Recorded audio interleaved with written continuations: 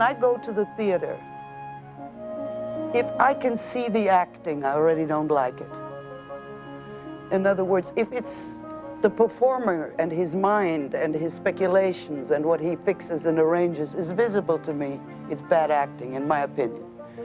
When I believe that there's a human being in action up there, in that moment, alive, right there and then, I get spellbound.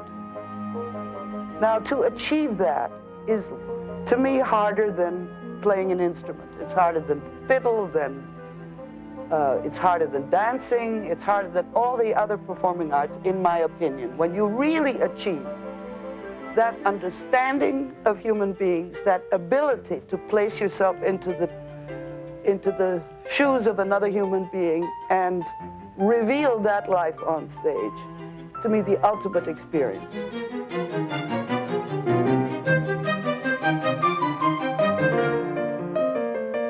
When I first began, Herbert had a studio and he said, "Why don't you join us?" I said, first of all, I was 27 years old. I said, "I don't know how to teach." And he said, "You know how to act? Share what you have learned." Well, that was to me such a wonderful way of approaching it. What I learned as a teacher is to select for the individual actor, each time he works, 2 or 3 things he can work on that will take him ahead a little bit. In other words, you can tell an actor everything, and they don't know where to begin. They leave in confusion, so I haven't helped them at all. So to really selectively go for what will further their individual problems and solve them for them is what's taken me a lifetime to learn.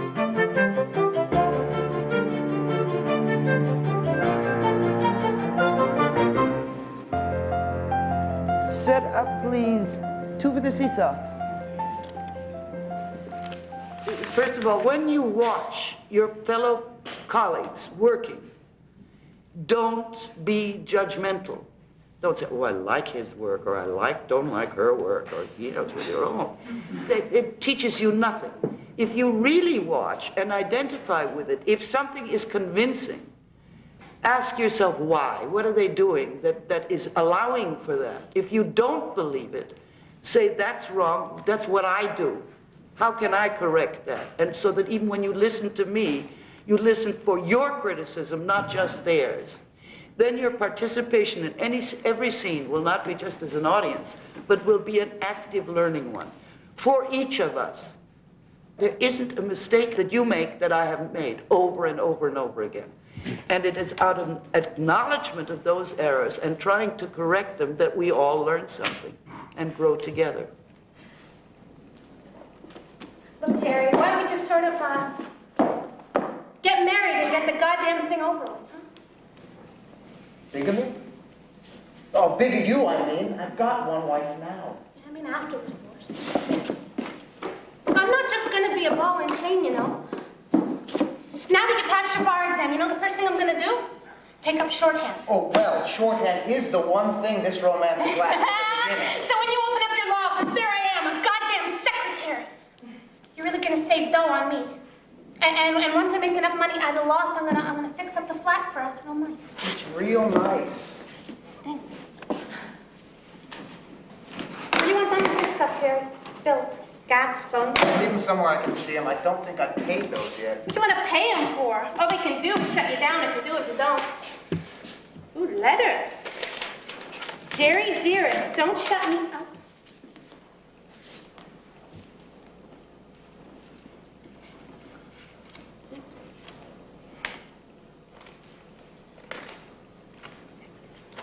Although the plaintiff has conducted herself as a true and faithful wife to the defendant, the said defendant has been guilty of acts of cruelty toward the plaintiff, destroying the peace of mind of the plaintiff and the objects of matrimony. It is hereby ordered, adjudged, and decreed by the court that the bonds of matrimony heretofore existing are severed and held for naught, and that the said plaintiff is granted an absolute divorce from the defendant. Unquote.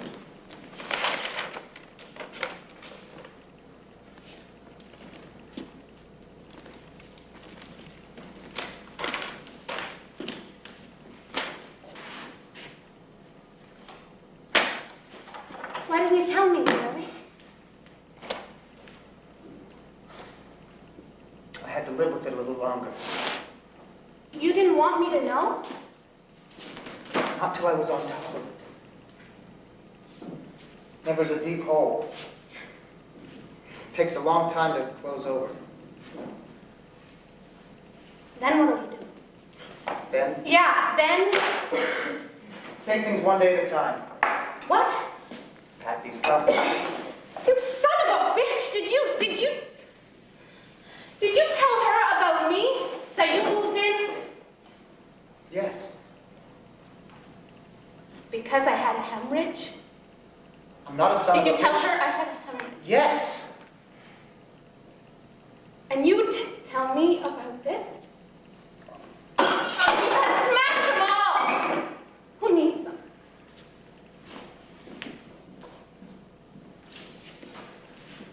Okay, I'm going to start every criticism with your own evaluation of what you just did. Self-evaluation is as much a learning process of acting as anything else. And there is, no matter how deeply involved we are in the material that we're working on and how much we seem to be in it, every actor, and you all know this, has what I call the sixth sense, some little clicker that says, oh, that worked well, no, that didn't, why didn't this work? Oh, they're getting restless, I better hurry up, oh, they laughed on the wrong line. We know these things. So instead of saying, what does somebody else think, what do I think? And it'll take you a while, but it can be developed as a very special, needed skill, right? So good, bad, or indifferent doesn't have to be brilliant. Just how did you feel about what just happened? Adam. Getting into it, I felt, and it's just easy to say, I guess, come in and out of it at different times. There were times where I really felt that we were connecting, and other times where I was trying to remember what we had done previous, trying to adapt the old space to the new space. Okay. Yeah, I think a lot of that kind of in and out. Came from the space. Oh, well, not just the space. I mean, from your bodily relationship to the space, so Yeah. you were, okay, fine. Nikki. I felt pretty good for most of it because it felt really new, and that was nice. I felt a lot of trouble at the end once I find out. And part of it was like the door meant something to me, and I looked and there was no door. But really, I think I just have a difficulty with those moments after. All right. Now, some of this was excellent. Now, the end, it's wonderful that you knew there was something wrong at the end. The difficulty in it is to know the stages of disillusionment, anger, whatever you want to put on it, and not to judge how much it should move in on you. Work solely for whatever you use as a substitution for that psychological sense of betrayal. Isn't that what it is? Yeah. And translate that to this circumstance, to this Jerry, to these lines. Don't determine how it will grow, that it's got to grow or that it's got to go up and down. Leave it alone and really go. And if you open yourself up to only that reality, if you whisper, it's okay. If you shout, it's okay. Don't determine which it will be. Emotion it's like a fever chart. It takes us. We can't take it. Almost no emotion goes steadily upwards and then explodes. That's only a dramatic cliche. It goes up and down. It can feel, in the middle of the deepest emotion sometimes, you can be almost in shock so that you feel nothing. If you feel nothing, don't say, oh, that's wrong, I should be feeling something. Feel nothing. Let what moves in on you take you, and out of the nothingness it might come, what? Don't do it. Do you see? But let it. Don't force it. And I think if you leave that open, and at every performance you should leave it open, you'll mine gold that way. Okay? Another thing that got you in big trouble there was that you kept standing. Which, I'm sorry, which part? You told her, but you didn't tell me. You kept standing there. And so your whole body, with all these... Yeah. Don't. Do Do you mean sit or just do something? Either one. Sit on a box, sit on the bed, go for a book. We do the most illogical things, but we don't just stand. Okay, can I ask about Yeah. that? Sometimes I have difficulty knowing, like especially in a moment like this where something takes the character completely by surprise. Isn't it possible that sometimes as a character you are uncomfortable, you are sort of lost in space, you are sort of... No, you're not lost in space. You are uncomfortable, and you do all sorts. It's like somebody, I say, what were you doing there? I was waiting. I said, well, what were you doing while you were waiting? You know, what are you doing when you're confused? Not, I'm doing nothing. I'm just acting confused. You see, if I say I'm waiting for a subway, or I'm waiting for somebody to meet me in a park, right? Now, nobody stands and waits for a subway. Right? Now, where's the subway coming from? What do you do while you're standing there? How do you make yourself comfortable in relationship to what you're wearing? Who do you see? When you plan what you're going to say to your agent, what do you do?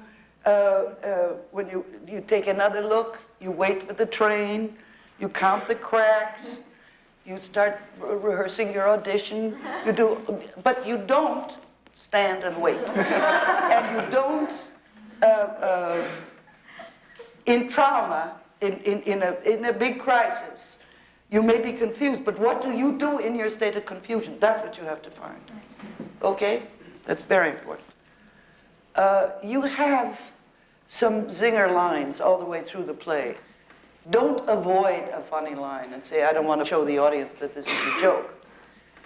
We spend 3/4 of our lives trying to make people laugh. Right? See if you can make her laugh. Then you have a justification for a comedic line. Right? We do that in life. Okay, good. It's excellent. Thank you.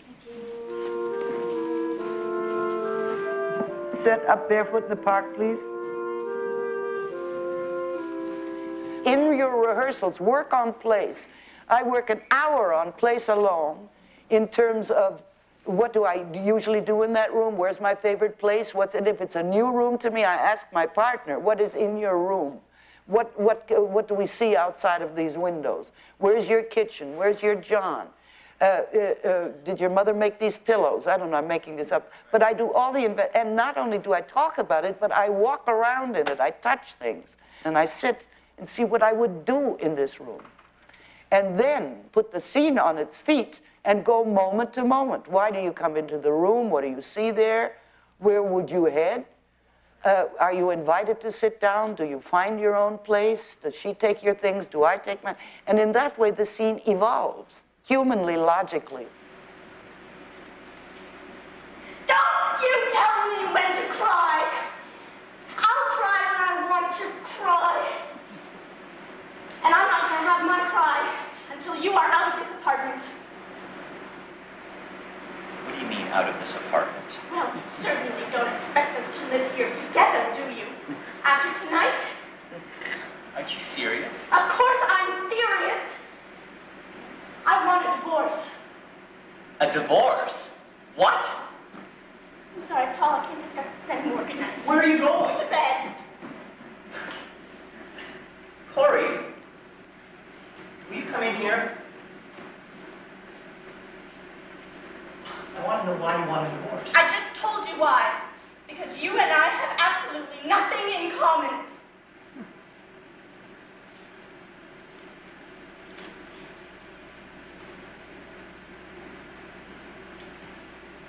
What about those 6 days at the plaza? 6 days does not a week make. What do you mean by that? I don't know what I mean. I just want a divorce. No, I think you really mean it. I do.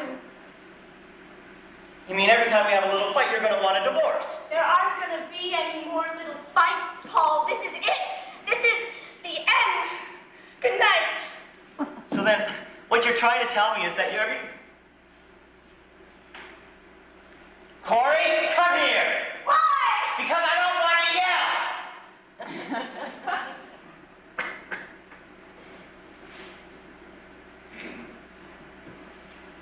all the way. Afraid the crazy neighbors will hear us? You're serious? Dead serious. About the whole thing? Going to court, signing the papers, shaking hands goodbye, finished forever, divorced. That's what I mean. See? So then I guess there's nothing left to talk about.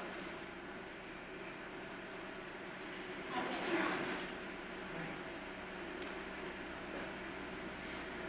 Good night, Corey. Well, where are you going? To bed. Don't you want to talk about this? At 2:30 in the morning? I can't sleep until this thing is settled. That may take 3 months. Can you at least take a nap? You don't have to get snippy. Well, damn it, I'm sorry, but when I plan vacations, I'm happy. When I plan divorces, I'm snippy. Okay? Now, what can you tell me?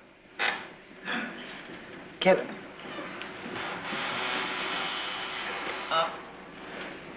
It felt like we were together on this. Felt fairly relaxed and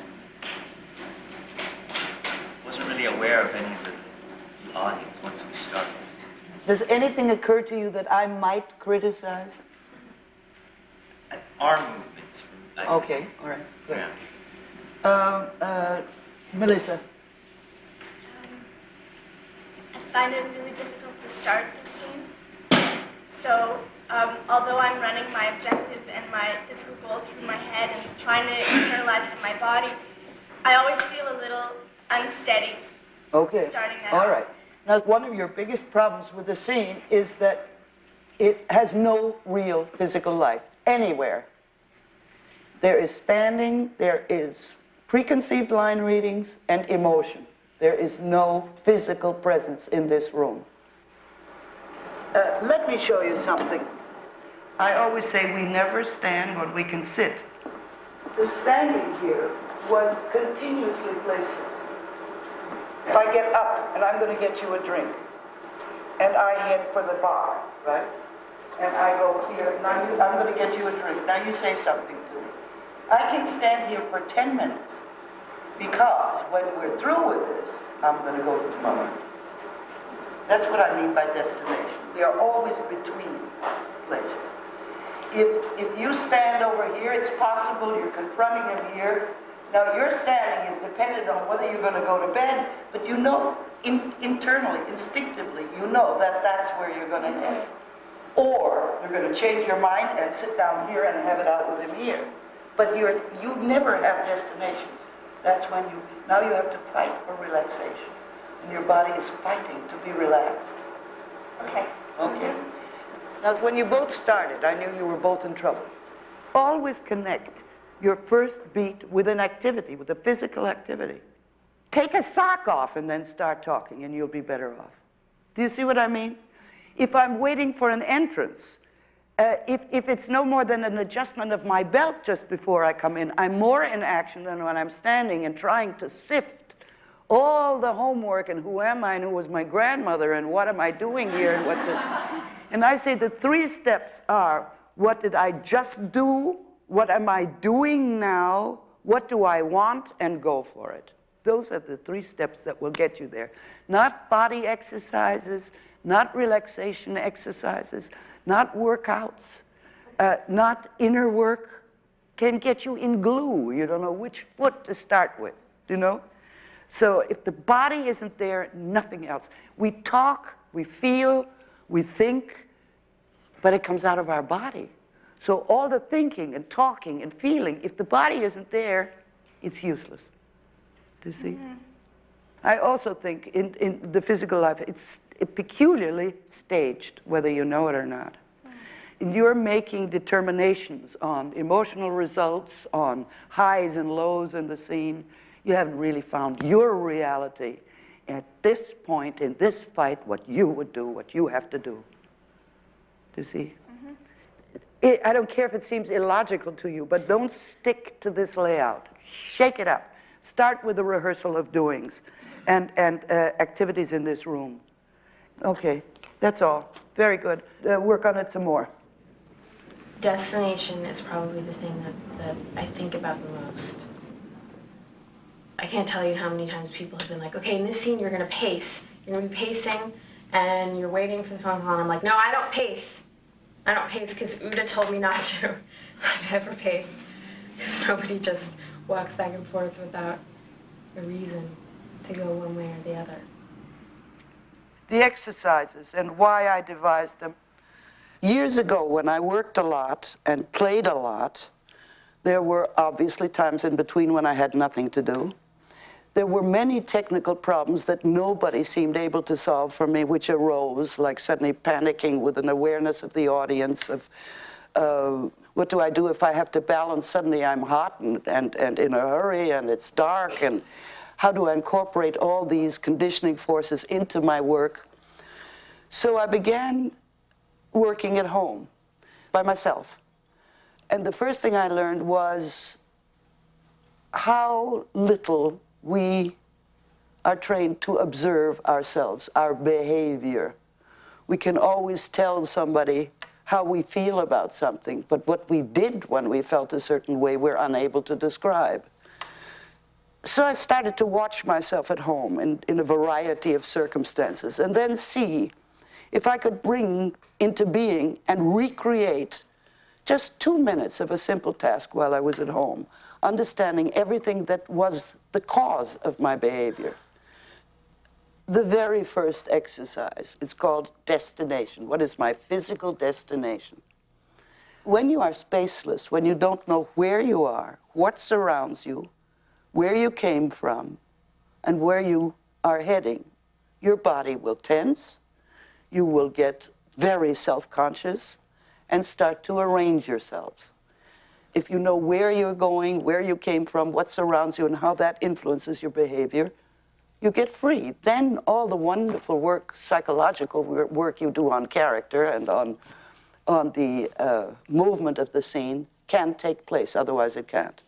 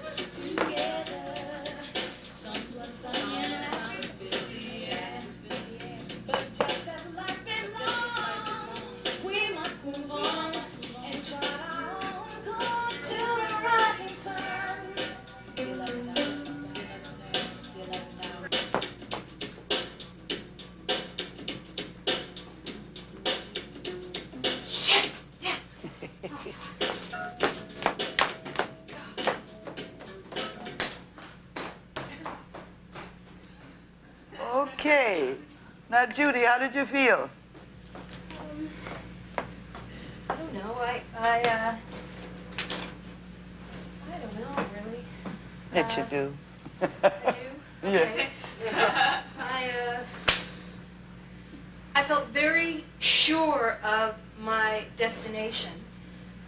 My room isn't very large and I have a lot of shoes. So I knew where I was going. The place was excellent.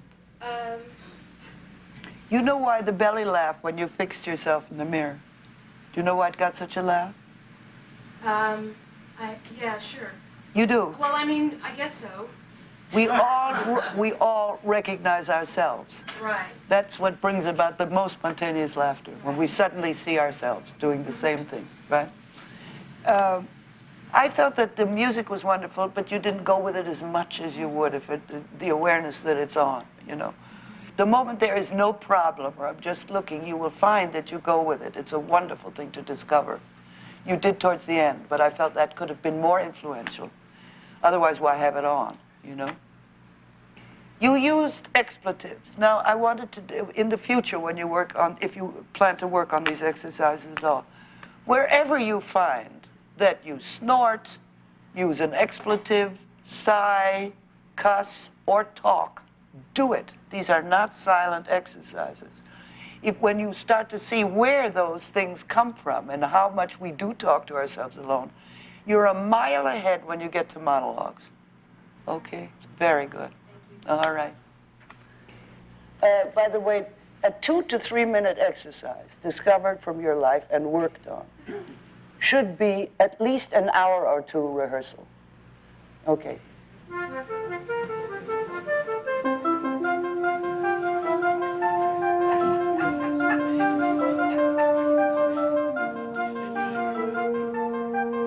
The second exercise has to do with that strange sensation I used to have when I wanted privacy on stage, all those three walls, you don't have three here, you only have one, but if there would be stage wings here, that you have 3 areas of reality in which you're in conjunction with, and out here is that gaping hole, the audience, who are looking at you.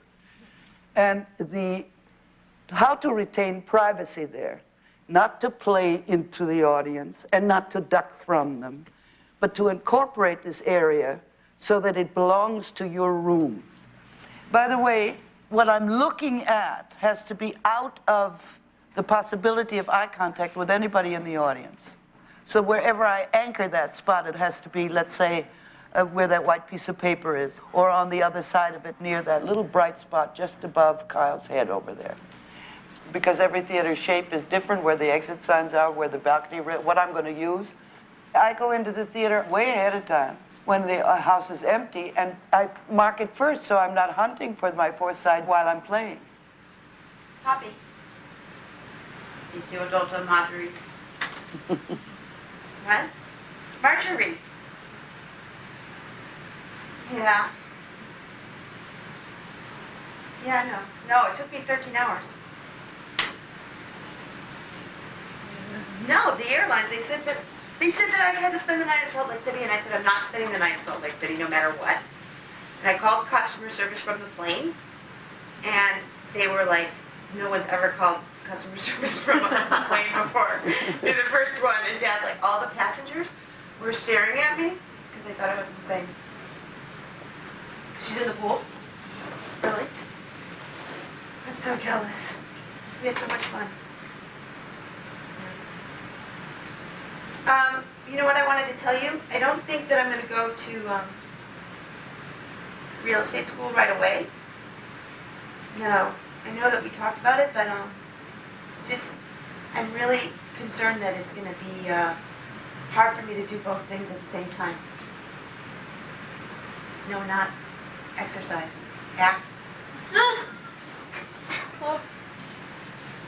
Yeah.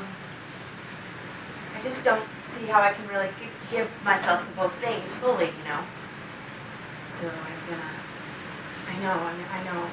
Well, I thought I would maybe work in a bookstore or a pet shop or something, you know. Maybe I could walk to work. Wouldn't be draining.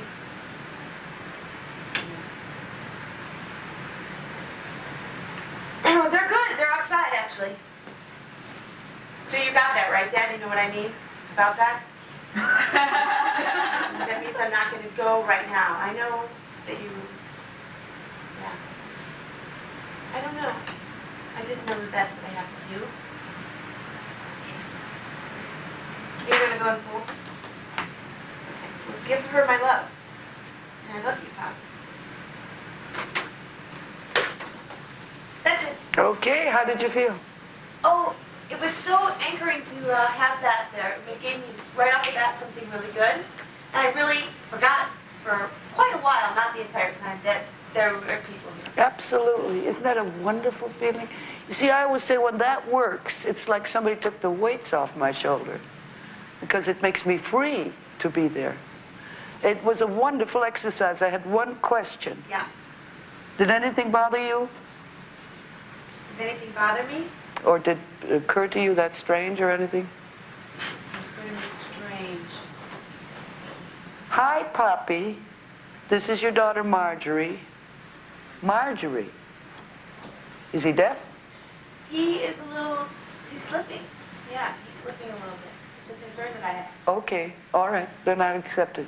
If it really came from that he didn't grasp that it was you, Right. He'll say, what, dear? And I'll say, Marjorie. okay, fine, I accept it. Then I have no criticism at all, see? Okay. He's had a marvelous freedom without anxiety. See if you can bring that to your scenes. Okay, Thank you. good. Set up, Marco. We are, you know, a prism of different kinds of characters, and we have the capacity within ourselves to understand a whole variety of characters. And you don't try to pretend to be someone else, but you find it within yourself and find that different character behavior. And an exercise like the telephone exercise shows you that you are three different people depending on who you're talking to. Hello? Okay.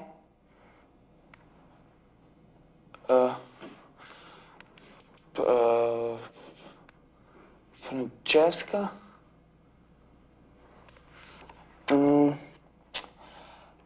Yes. Oh, yes, you are Francesca, excuse me. Sorry. Yes, okay. Are I supposed to call you? No. Okay. There's no problem with me. No, anyway, I had to get up. Yes. You want me? You gonna tell me? Okay. Whole street between what? 23rd, 20th? Yeah. Okay, tomorrow at 9. Yes. I won't forget. I wrote down. Yes. Excuse me, I didn't understand you before. You said this your friend is gonna play my part? Okay, no, there's no problem. No, it's fine with me. Yeah. Okay. So, Signorina Francesca, enjoy. See you. Yeah, vite se mater. Steven.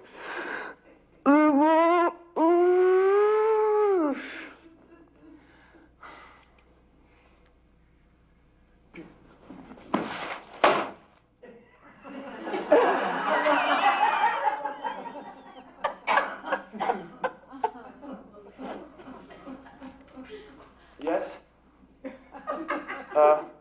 No, this is Marco, manager at the telephone. Who do you want to talk to? Ush? You want to talk maybe to Urosh, Eurospheres, or Leah Pogachnik? They're living here as well? No. Who do you want to talk to? I'm asking you, who do you want to talk to? Excuse me. I just wanted to help you. Thank you. Goodbye.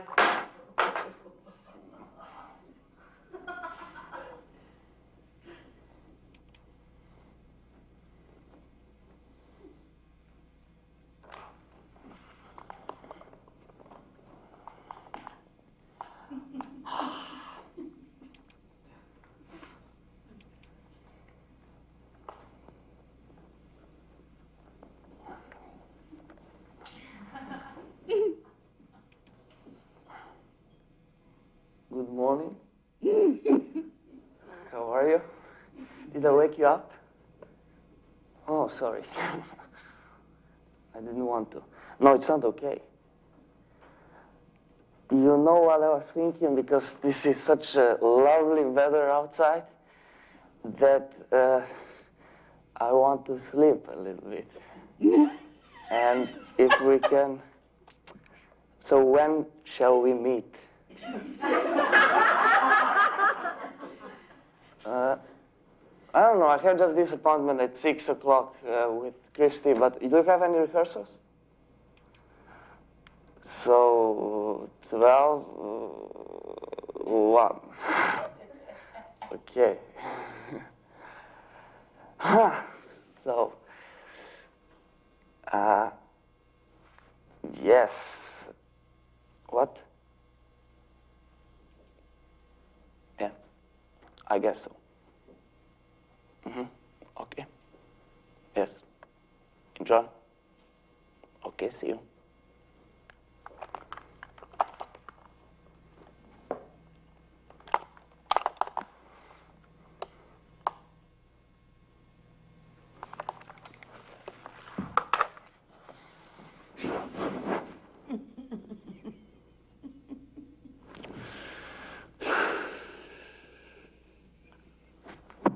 Okay. Now, how did you feel? Okay. That was very, very good. Now I have a number of things to With say. waking up again, I think. The waking up, you jumped, you rushed. Yes. What was funny, you got sleepy after you were awake. You know? Yeah. But not when you woke. The three different people were wonderful. The first one, the confusion on who wanted who. The last one, the girl. I mean, already how you arranged your whole body changed when you knew you were going to talk to her, you know. Now again, how is that applicable to the part? Let's say the annoyance, the snottiness he developed in the second one through that person can be applied to character. I say, oh, I'm never like that. I'm never, you know, arrogant or putting people down. Of course you are, once a day, depending on whom to whom. Now, I can use that as a character element when I am playing a rather arrogant, sarcastic, snotty young man or young lady, whatever. Now, this discovery of yourself and all the millions of things you are capable of, that goes above and beyond your sense of self, which usually is more cliche than any part you could ever play.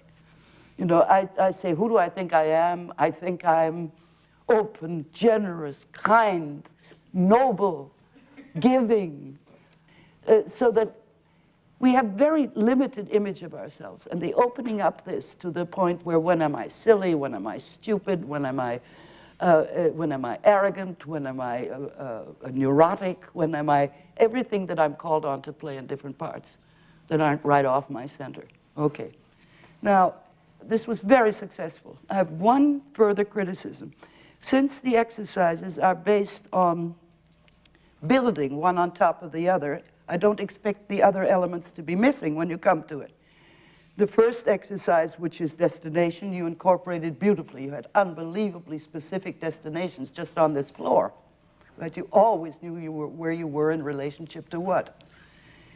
The second exercise is a conversation to one person in which you are to test how your involuntary attention goes on to objects on the fourth side, which is the audience. Did you ever use the fourth side here? In this? No. When I was talking in the last, like a Windows. Okay, all right, and just as you did it, I realized you did. But it was at a minimum. Now, of course, when he's on his back, his fourth side is up on the ceiling. You know, it's not going to be, and I can't force my attention out there. So I should use that more? Yeah. It wasn't as though you didn't have privacy or as though you were ducking this area, but you are eliminating it a little bit. Mm-hmm. Okay? Yeah. All right. Very good, Marco. Thank you.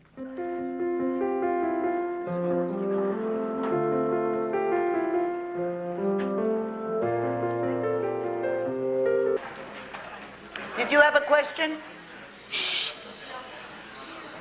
Yeah. Yesterday in rehearsal, I was playing with expectations, like when I would say something, what I'm hoping she's going to say. And in everyday life, you do have expectations with every moment, but some of them might be huge expectations.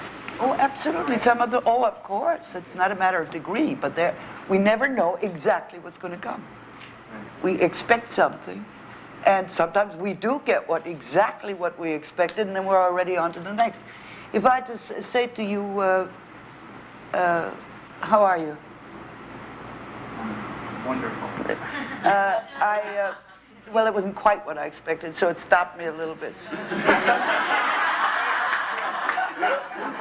No, but I mean, you see, if I say that to you, what I really want to say to you is, how long did you rehearse on this scene? And it's a jump in, right?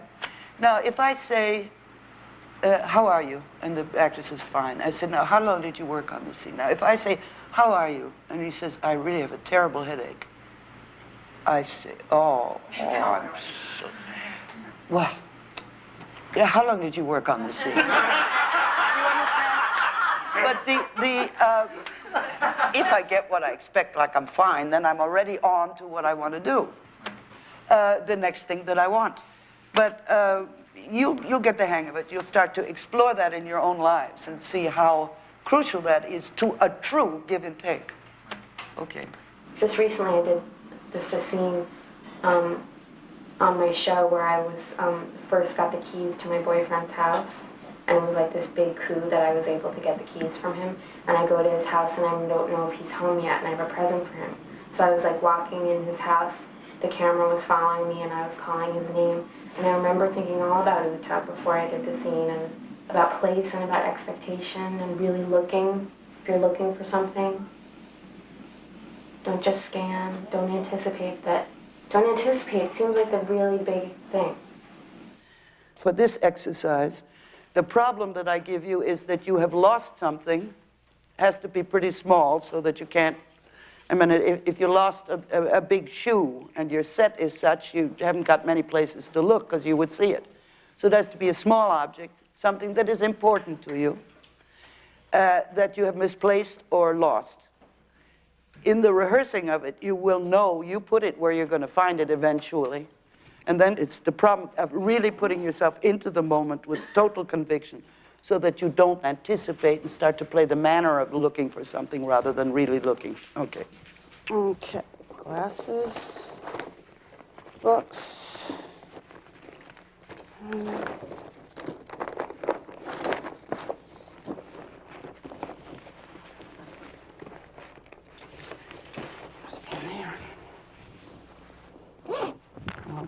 No. Fuck! Oh, Jesus, I hate you! I hate you! I hate you! It's not there.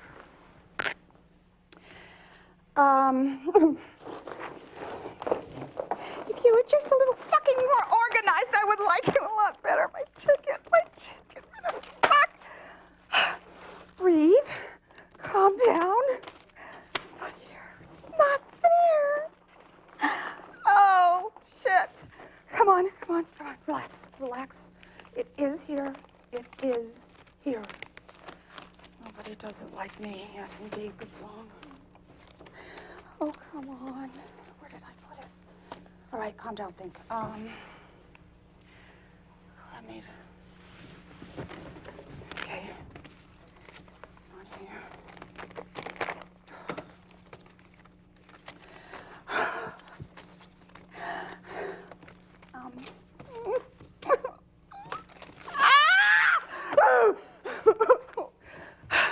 Fuck! Just a little more organized. I would just. God. This will not do in front of me. All right, it is here somewhere. Calm approach. Shit. Move, Willie. Oh. Okay. Now what can you tell me?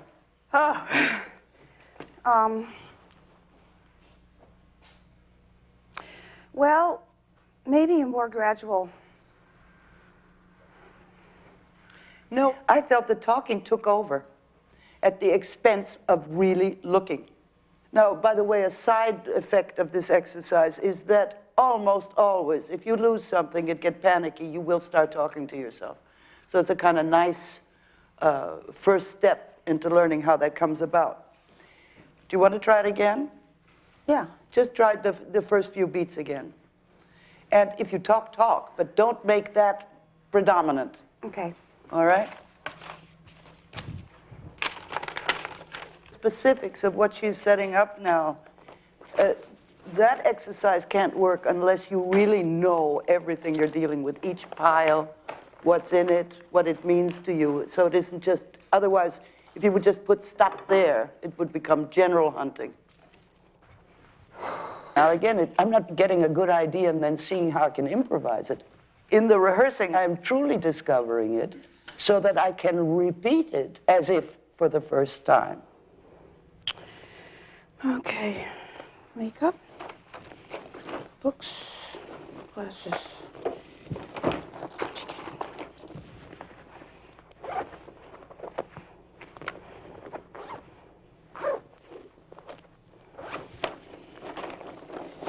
Oh, fuck. Oh. Find the fucking ticket. Okay.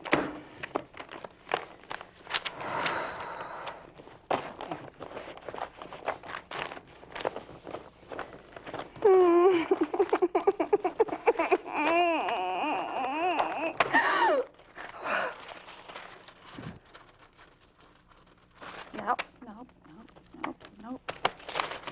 Oh dear, come on.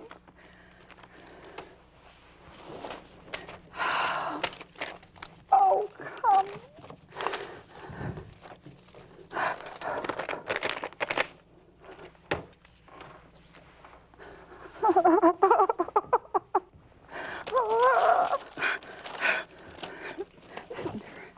Damn it.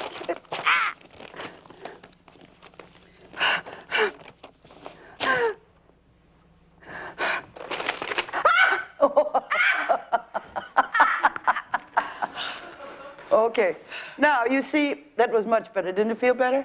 Yes, it did. You see, the test is, it was, in the first one also some of the talking came was like, oh my God, it's gone, I'm never going to find it. So, which prevents a real search. Do you Right. follow? Yeah. In other words, the possibility, it's got to be here, and the real hunt for it, and the talking yourself into the sureness that it must be in that first verse, and then if not where, could be there. Oh no, it's got to be there. In other words, the whole thing of expectation in acting, that we expect something, and then we very rarely get exactly what we expect, is put to the ultimate test in this exercise. And you can apply, you saw her do it twice now, all the same activities. When it works, when it's really correct, you in the audience, your heart will start to pound. Is she ever going to find it, do you follow? You'll start to care. If it's mechanical, you'll sit and say, oh, she's looking for something, that's funny, do you know? Just the second time through was much, much better. Okay, very good.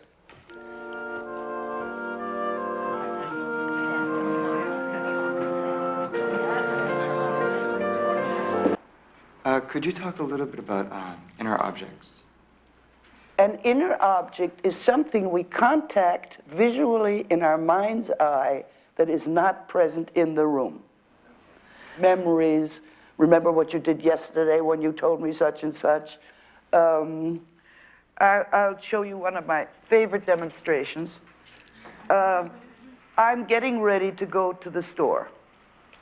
I have to button my coat, right? Before I go out. And I'm standing on stage, buttoning, feeling more and more self-aware, thinking, what is the matter that I can't concentrate on getting on a coat and buttoning it up. So I'm suddenly, oh, there aren't any buttons on the so, oh, thank you. So, now, great demonstration. Now, I'm buttoning it up, and suddenly I say, why can't I concentrate? Everybody's looking at me. And I think, well, just button the coat. Right? And now I say, what am I getting at the grocery store? I need those baby peas. They're always out of those. I need some Bounty. I bet they only have Scott. And I go with my inner objects and I button and I don't even know I did it. Do you follow? By contacting my grocery store, the shelves, what they look like, I am then occupied and I'm in line with going shopping.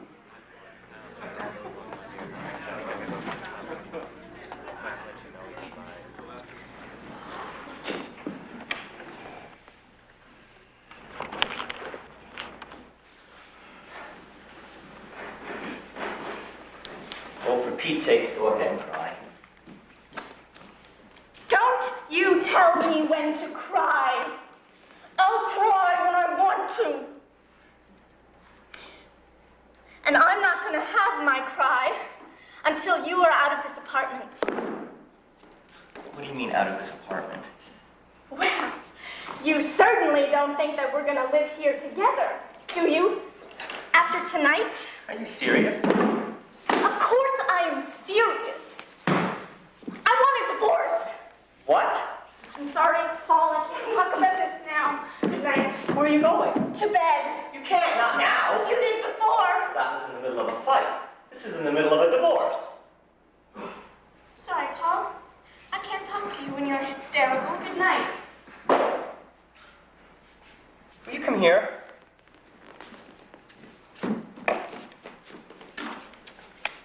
I want to know why you want a divorce. I just told you why. Because you and I have absolutely nothing in common. What about those 6 days at the plaza? 6 days does not a week make. What does that mean? I don't know what it means. I just want a divorce. You know, I think you really mean this. I do. You mean every time we have a little fight, you're going to want a divorce? There aren't going to be any more little fights, Paul. This is it. This is the end. Good night. So then what you're saying is, Corey, come here. Why? Because I don't want to yell.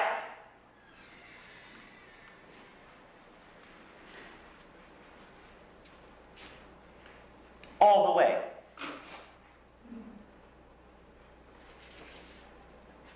Are you afraid the crazy neighbors will hear us? You're serious. Dead serious. You mean about the whole thing? Going to court and signing the papers, shaking hands, goodbye, finished forever, divorced. That's what I mean.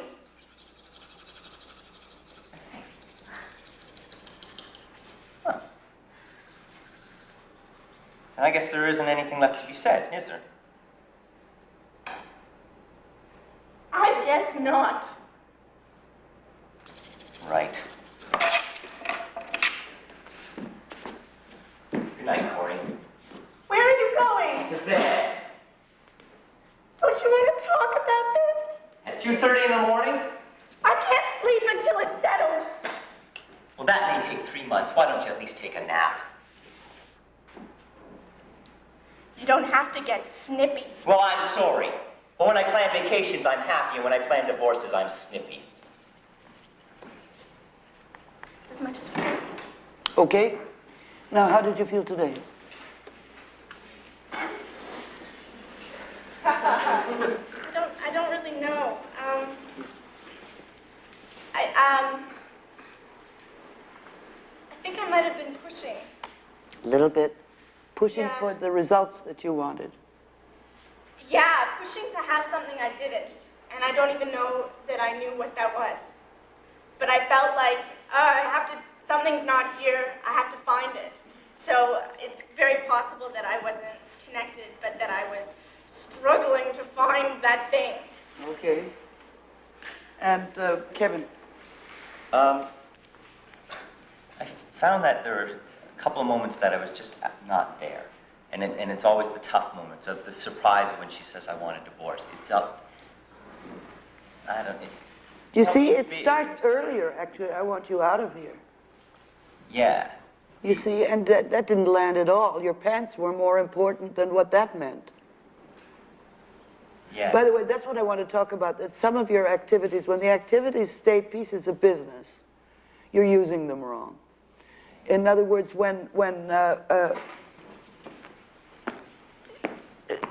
you see, if I'm hanging up pants, I'm hanging them over this thing. Now, when this, that they're right, becomes more important than what I'm hearing here, this is not serving you. Doesn't mean that I don't do this, but you see, if I'm doing this and she says, say to me, I want you out of here. Okay, now wait. I want you out of this apartment. What do you mean out of here? Well, you certainly don't think that we're going to live here together, do you, after tonight? Whatever, but then I go on with this. But I don't have to finish my piece of business. Do you follow? Yes, yes. And the same with the tooth. You thought, well, I might do that there. So now it becomes the toothbrushing. You stop hearing, and you might hit here, and you might start that. Then she's saying something, you might never get to it. Do you follow? But when that becomes, then I have to do that, and how does the cap open, and how would I do this here? Then you stop hearing and connecting. Okay. That's why I always say do all the activities before you ever learn the lines. Yeah, I think it started from the beginning. It of would. the It would. rehearsal It's process. very hard to shake that, and really, rather than arriving at it organically so that it's incorporated into the work, it becomes disassociated. You say, I got to do something there, so it becomes a piece of business. Right. Right? And that, I felt, stopped you a lot. Okay. Very good. I have one question. I Good. don't know if this is the best time. I'm trying to apply your technique of transferences, and I've gotten as far as finding moments that I think are applicable, and now I don't know what to do with them. Like, I can say, okay, I can picture the pajamas that I wear when he goes to work, and I know how they feel, and I know how they make me feel. But what do I don't know how to make that here. Well, have you got them on? Have you got his robe on? I have his robe belt on. So just knowing that's enough. Absolutely, absolutely. But any transference is, if it makes me feel a certain way, what do I want to do about it? Otherwise, it's just nourishment sometimes. Right, okay. It doesn't have direct application except that it seems to feed you. Okay? Okay, I think All I right. get it. Thanks. Very good, thank you. When I first learned about transference and substitutions, I remember being very confused as to whether I was supposed to literally like superimpose someone from my life, like a boyfriend or somebody who I loved, over the face of like my scene partner in order to, you know, have the correct like emotional investment in that person. And she was like, no, substitution defines behavior.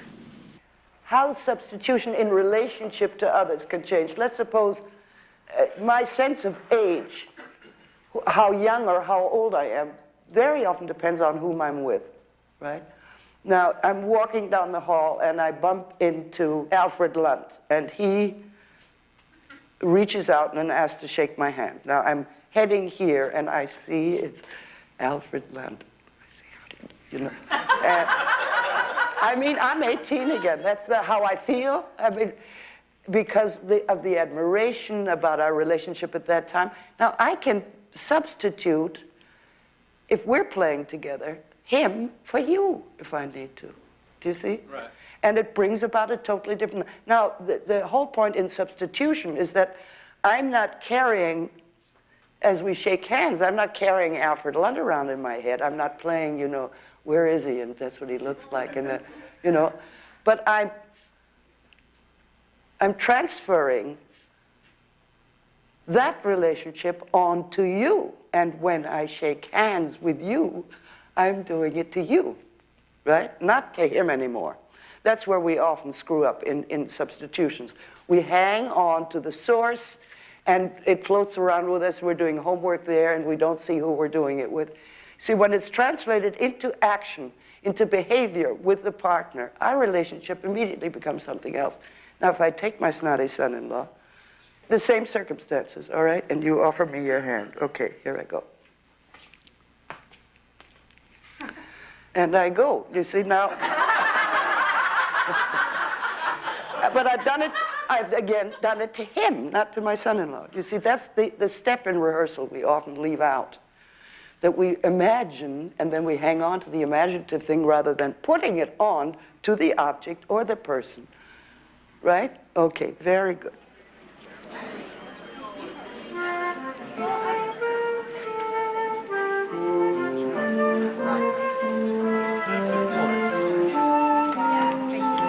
You're welcome.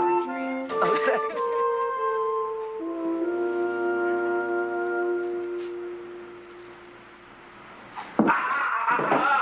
Moved in good time. Like him that moved you could have removed you could. I knew you were the first you were a movable. Why? What's movable? A joint stool. Thou hast hit it. Come, sit on me. Asses are made to bear, and so are you. Women are made to bear, and so are you. No such jade as you with me, you mean. Alas, good Kate, I will not burden thee, for knowing thee to be but young and light. Too light for such a swain as you to catch, and yet as heavy as my weight should be. Should be. Should buzz. Well tamed, and like a buzzard. Oh, slow-winged turtle. Shall the buzzard take thee? I, for a turtle as he takes a buzzard. Come, you waspy fig, you are too angry. If I be waspish, best beware me. My remedy is that you pluck it. I, if the fool could find it where it lies. Or a wasp is where his sting in his tail. In his tongue. Whose tongue? Yours if you talk of tails, and so farewell. What? With my tongue in your tail? Nay, come again, good Kate. I am a gentleman. That I'll try. I swear I will cop you if you strike again. So may you lose your arms if you strike me. You're no gentleman, and if no gentleman, why do you arm? Put me in thy books. What is your crest? A cock's A comb? combless cock, so Kate will be my One head. cock of mine approaches like a craven. Nay, but thou with mildness entertainst thy rulers, with gentle conference soft and affable. Why does the world report that Kate doth live? Oh, slanderous world! Kate, like the hazel twig, is straight and slender, and its brown and hue is hazelnut, and sweeter than the kernels. Oh. Let me see thee walk. Thou dost not halt. Go, fool, in whom thou Did ever Diane so become a grove as Kate? This chamber with her princely gait, oh, be thou Diane, and let her be Kate, and then let Kate be chaste and Diane Where did you study all this goodly It is speech? extemporary from my mother wit. A witty mother, witless else her son. Scene. Okay. Now, what can you tell me? I was really, really nervous, and I was definitely watching myself through parts of it. There were parts of it that I really felt active in it, and I think definitely more the physical, because I physically am have to trying to get away from him. I've never encountered a man like this before. I've never encountered a man who challenged me, so I think there's times that I, as Kate, don't know what I'm doing. All right. And Robert. One of the things that I wanted to achieve most was what you talk about, this elimination of style. And I wanted to be free of that. I didn't want to have it labeled or have it be some sort of my notion of a historical construct. And that I felt good about. I had a real problem with the physicality. And I think, given more time, what I would like to, you talk also about setting physicality and yet having it be newly alive. And that's what I still feel we need to achieve. Okay. Any physical confrontation on stage has to be worked out like a ballet so that it can be spontaneous. In other words, just slugging or just if it gets dangerous or out of control, first of all, the audience senses that they immediately lose reality and say, oh, that actor is hurting that actor, not Petruchio is attacking Kate. Do you see? Now, the world says that Kate doth limp. She should be up by then. She should be limping. She should be trying to, do you follow? Yeah. It doesn't make sense otherwise. Okay? I was caught in trying not to direct it, and you're absolutely No, those things you have to. In other words, this is an aspect of the whole chapter I have on endowment, endowing something with a reality that it doesn't have through physical actions. And in other words, if I have to have boiling hot coffee and burn myself, I want nice, cool tea or whatever it is on stage, and then I endow it with what it should be, right? The same in a fight. I don't want anything that's going to take control of me or take the scene where it shouldn't go.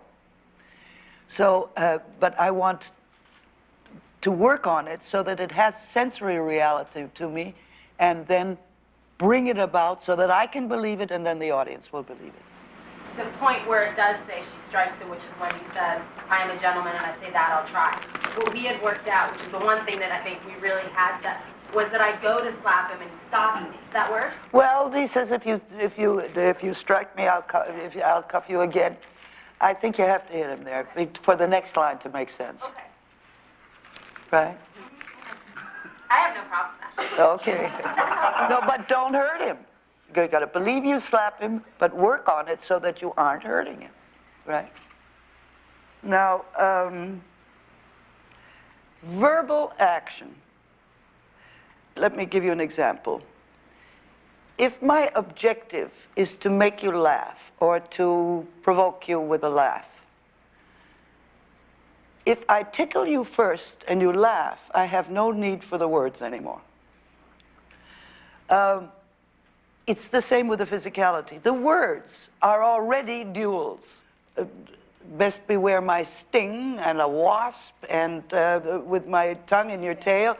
The scene works much better if you cut the physical attacks to where they are called for in the script and nowhere else. That you will see that it's much easier. I think the weakest thing right now is also your receiving. You race through it from beginning to end. You aren't really letting something land so that you need to counter. And you both knew each other rather than discovering each other, testing each other, finding out about each other with your thrusts. Don't know what he's going to see. If you expect something else, how does this take you so that you need to find a counter? Don't go too quickly on tempo. You're going to not find the scene if you do. And I don't mean make deliberate pauses, but really receive before you need to send back and top or undermine or cut or outrage or startle or scare or whatever. And the fun of that when you win, you know?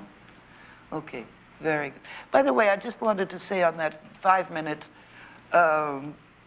dictum that I give you is not so I can see a lot of scenes or more scenes or deal with more actors.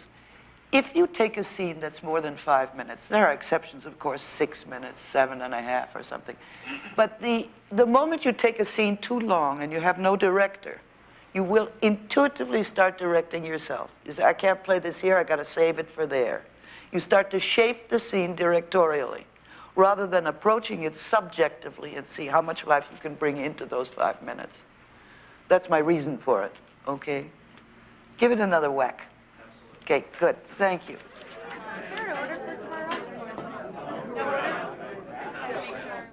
The 5th exercise is called recreating physical sensations. Now, in part 1, the sensory responses to visible and tangible objects that have been imaginatively endowed with properties that cannot or should not be real on stage. For instance, I don't want a real hot iron on stage. I might burn myself. I don't want real steam to come out of an iron on stage. I always tell the story about Mary Ewer, who was ironing in Look Back in Anger on Broadway here. And when the steam came out of the iron, first of all, the entire audience said, oh, look, real steam. That's that plugged in. And they left the stage. They had no reality anymore at all because suddenly it was real steam. Secondly, one night, she got a steam burn, curtain. She was rushed to the hospital, and the performance was canceled. So those dangerous realities that can control you have to be found not by the reality, but by an endowed reality.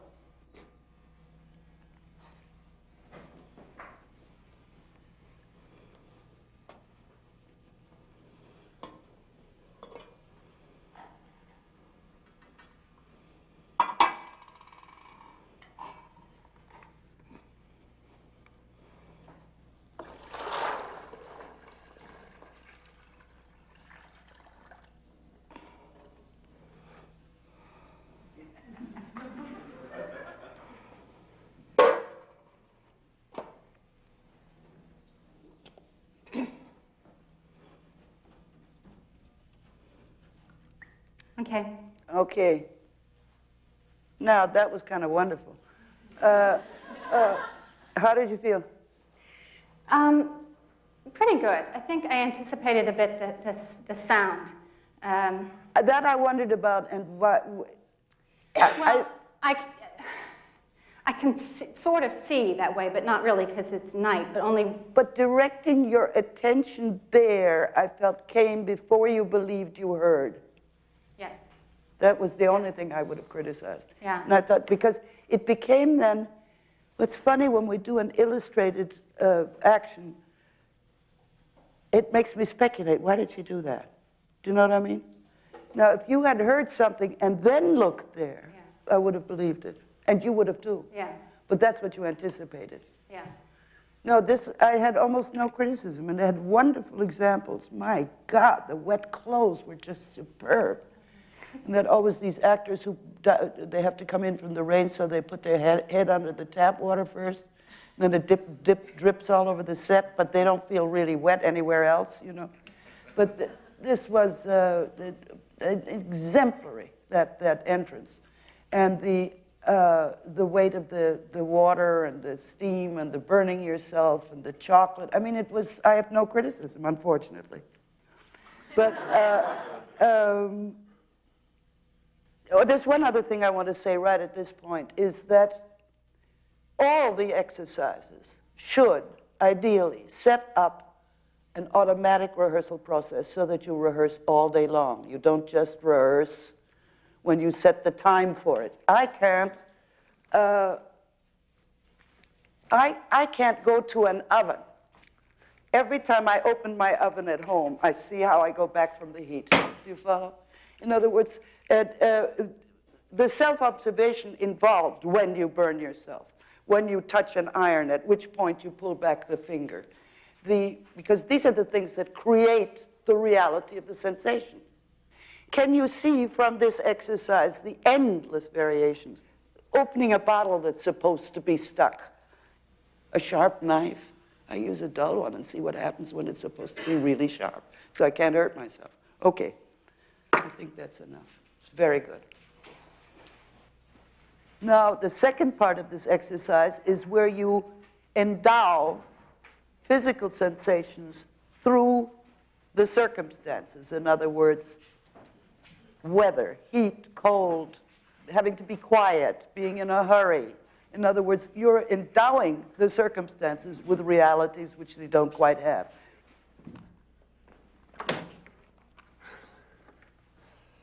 Hurry up!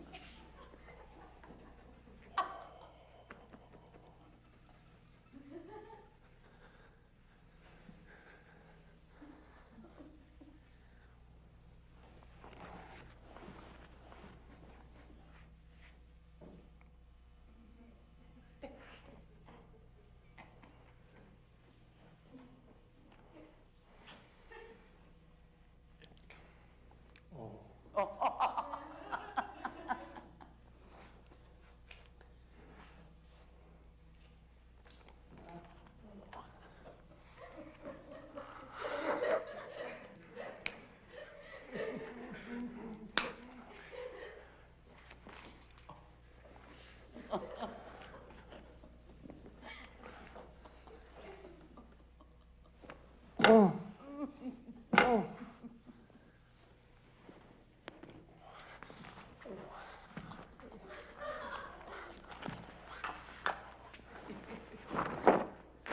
up!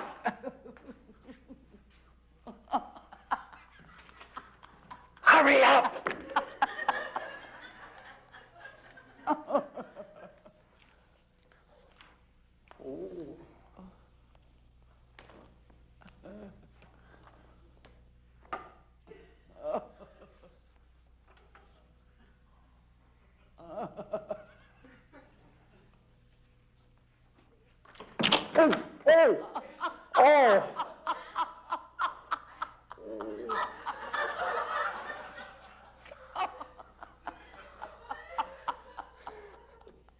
Oh! Okay. What can you tell me? Oh, I screwed up. The match wasn't supposed to light when It lit. didn't. No, And- it didn't. When you threw the thing, it went out. No, I lit the match too soon. I had more business with the match. I see. And it lit, and I was like, oh, shit. I had to go. Well, I didn't see it, you see. So that didn't matter. You went with what happened. Anything else? The balance wasn't as strong as it was in No, I didn't think so either. By the way, drunkenness is probably the hardest condition in the world to play without indicating and without illustrating. You were on the, sometimes it was wonderful, but it wasn't, I don't think it was consistent. I don't know why. Yeah.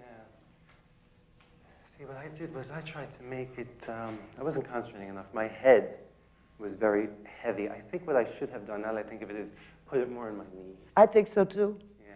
I think, in other words, the thing is to localize one area, and each person, if you've ever been tight or almost drunk at all, it's the hardest one also because when we're drunk, we don't know what we're doing. So it's hard to be self-observant while you're plastered. But if you go for one area of your body that is out of control, as one of the most suggestible to me when I'm standing is my knees, and to allow them, in other words, to give in to the desire, to the fact that they feel wobbly. In other words, to give in to them, but then try to control it. Do you follow? You don't want to be, in other words, what most actors do, or most people who play drunks, is that they want to be out of control, you see. Now, if your knees, if you're trying to get ahead and your knees go, you want to straighten up. Then your head starts to carry you back, right? No, but you want the head to be straight. So there's continuously finding the vulnerability and overcoming it with a desire to do it correctly. Right? And it was, like there on the knees, it was very good. And there was one point here where it was very good, but it was variable. Right? You had a degree of quiet. Right. You had, what else? The bathroom. The toilet. Oh, yes, okay. Now again, staying drunk is harder sitting. When you sit, it's usually your head that wants to go, that you try to keep straight, you know, and then the attempt for normals, I didn't even do that on purpose, you see, and the attempt to get, and to focus, you see, to get to the right place for this, make sure that that's your cigarette, you know, so that the attempt is for normalcy. Right. Okay, now it's very good. Thank you. Thank you. And then I always say, why do I have to work on the exercise? If I say, I'm going to work on, I'm hired to play, if I were a young man, to play the young man in Bedtime Story by Sean O'Casey. And his first scene, he's got a lost object. He's looking for a lipstick. It's pitch dark in the room. It is ice cold in the room. He has to be quiet because the landlady is downstairs. He has to, he knocks over a lamp and he's sopping wet, and so forth and so on. There are like 6 conditioning forces at stake.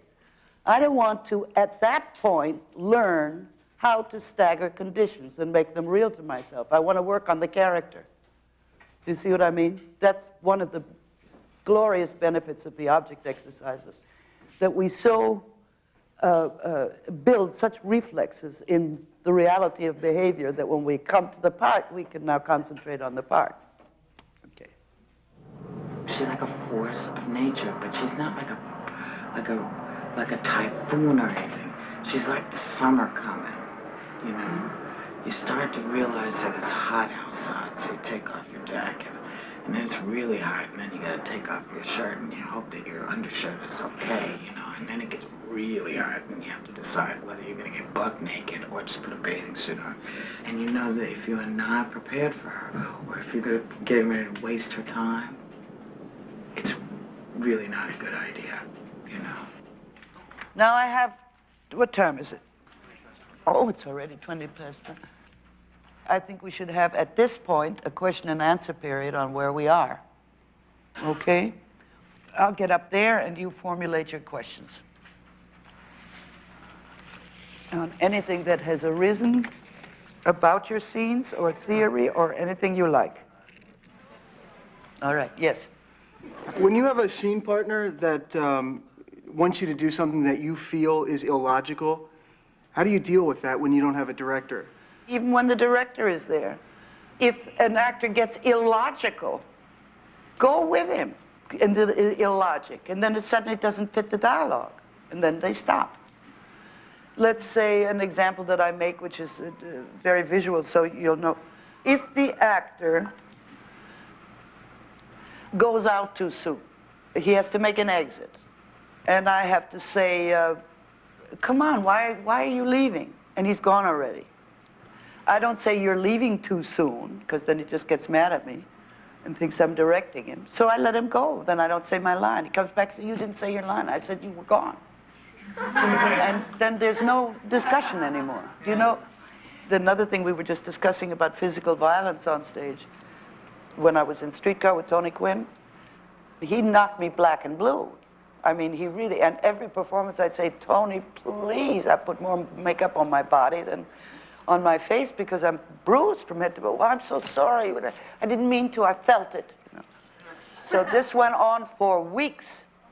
And one day I was sitting on the desk and he has to come toward me and shake me. And I saw him come towards me. The thumbs were already out. I knew which muscle they were going to land in, you know. And they, sure enough, they did. And they landed. And I went, ow, ow, oh, oh. And he stopped, and he forgot all his lines, and he went, oh, and funny, I got him back into the dialogue, and we came off stage. He said, you're not supposed to say that there. I said, I felt it. He never hurt me again. Fun. Okay, yes. As far as the fundamentals of how when you work on a part and score your piece of it, do you blow it up onto a big sheet of paper and work from there, or do you write your own lines? How do you? You see, that is totally personal. It's whatever is stimulating to you. I have on some things thick workbooks, on others a few pages. I make little personal notes about substitutions and transferences that I make. For instance, Virginia Woolf. Martha, who is the daughter of the university president, very strong academic background in terms of her life, faculty parties and so on. Well, my father was a professor. I was raised in a faculty atmosphere, in an academic atmosphere, so that to substantiate those realities was so, I just made it direct. It matched. She adored her father, so did I.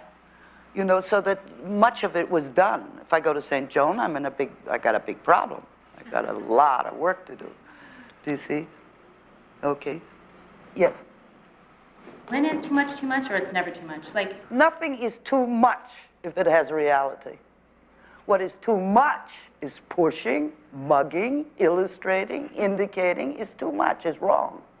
But a full experience, no matter how huge it can be, is not too much, in my opinion. Yes? Because we do a lot of film and television, we're faced with the fact that our destination is a mark on the floor. mean, how do I take that and apply it?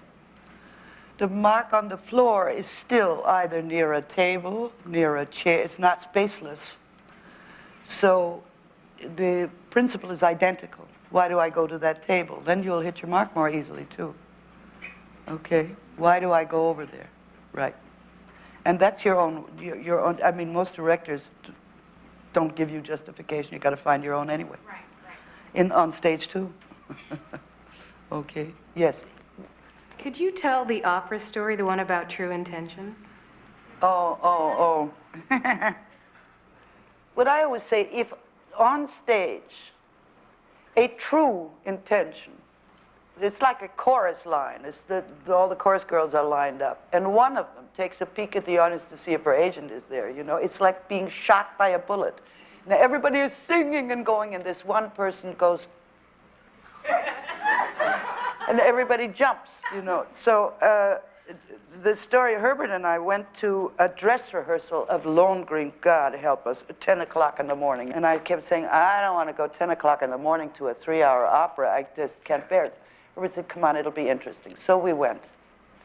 And on stage, as the curtain went up, there were rocks and levels, and later on swans going by, and I don't know what all. And people with singers with horns, and the furs, and then long robes and everything. And there, on one of these rocks were tons of extras. And right in front was an extra who had obviously never been on stage in his life and didn't know what he was doing there. So while they're singing and going and carrying on, he had on one of these armor hats, and he had the knitted chainmail gloves, you know. Wait a minute. And the curtain went up. He looked, there were a half a dozen people, and the director, and Mr. Bing, the head of the Met. Then somebody here sang very loudly, and he went. He started looking at the scenery. He started looking at the other. And then after he had a lot of looks like this, and we were weeping, he got bored with all that stuff that was going on around. And he began to...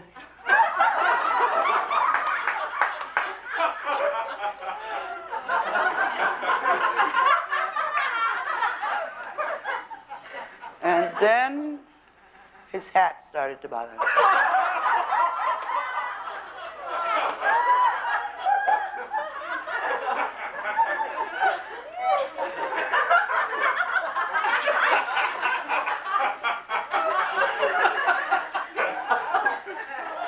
It went on an hour.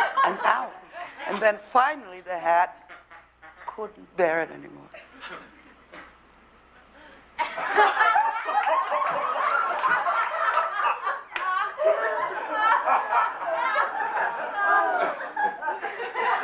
Well, anyhow, an hour and a half. It was an experience not to be forgotten. This is all you could see on that stage, no matter how many people were screaming and yelling, and choruses were singing, and all the swans were moving, and Lohengrin, and all you could see was this man. Beautiful. Okay. Good. Okay, any more questions? Any more? It is now 10:01. Let's call it quits. I'll see you tomorrow. Thank you very much.